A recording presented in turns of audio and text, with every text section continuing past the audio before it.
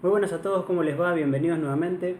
Hoy vamos a hablar de un tema breve, pero muy importante, que tiene que ver con que muchas veces circula cierta información, tanto en redes sociales como en internet o en la literatura científica misma, que promueve, propone tratamientos que prometen resultados terapéuticos extraordinarios, pero que esas intervenciones o tratamientos carecen de cierta rigurosidad científica que avale el uso en determinadas poblaciones o para determinados tratamientos de patologías.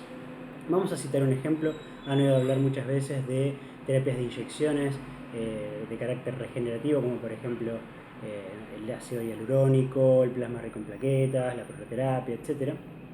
O también han seguramente oído hablar de algunas intervenciones terapéuticas que, teniendo en cuenta el contexto mundial que estamos viviendo, con la pandemia de COVID, etc., se focalizan en promover el consumo de dióxido de cloro, el ibuprofeno inhalado, etc. Yo aquí no voy a hacer una especie de resumen de si esas intervenciones funcionan o no funcionan. Hay información disponible en la literatura para sacar esas conclusiones, pero sí mi intención es poder promover a que aquellas personas que de repente se vean perjudicadas, de repente se encuentren preocupadas, afectadas por alguna condición patológica X, y intenten recurrir a este tipo de terapéuticas, estén un poco más alertas, ¿sí? Un poco más despiertas, para poder interpretar si lo que estamos leyendo de información en internet, en redes sociales, repito, etcétera, sirve o no sirve, o es válido o no es válido para poder ayudar a la toma de decisiones. Muchas veces se dice que siempre se intentan todos los recursos posibles para que una persona pueda mejorar su estado o condición de base.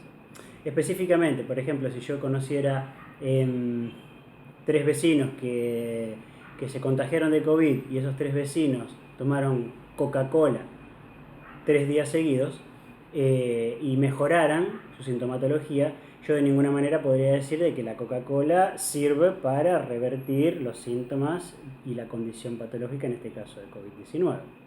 Así como eso hay muchos ejemplos, ustedes lo pueden trasladar a intervenciones terapéuticas que hacen a mi área en particular, que es la rehabilitación y la kinesiología, intervenciones terapéuticas variadas, como tiene que ver con terapias homeopáticas, etc.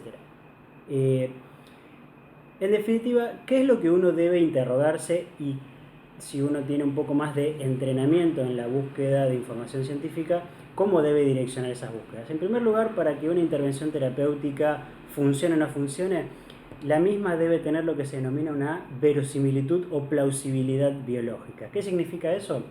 Para aquellos que alguna vez en la universidad pasamos por una materia como farmacología, es la farmacodinamia, ¿sí? Es el mecanismo de acción, por decirlo de alguna manera, es cómo esa intervención terapéutica desde el punto de vista biológico, bioquímico, biofísico, histológico funciona. ¿Sí? ¿Qué receptores activa? ¿Qué cascada de información intracelular va a generar? ¿Qué respuesta efectora celular va a generar? Etcétera. ¿Sí?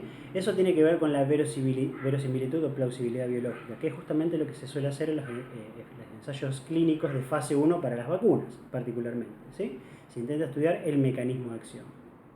Ahora, una intervención terapéutica puede tener una excelente verosimilitud biológica, pero carecer de efectos clínicos importantes. Bueno, justamente, el paso siguiente es, cuando conocemos la verosimilitud biológica o plausibilidad biológica de una intervención terapéutica, el paso siguiente tiene que ver con indagar en la literatura si hay un ensayo clínico controlado, randomizado, que haya demostrado que esa intervención terapéutica representa un beneficio clínicamente superior comparado a una intervención de control.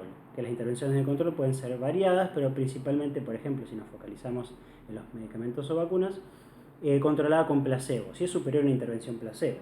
¿Sí? Si no es superior a una intervención placebo, significa que el placebo causa lo mismo que esa medicación, por ejemplo, en estudio, por tanto, no vale la pena apostar a esa intervención.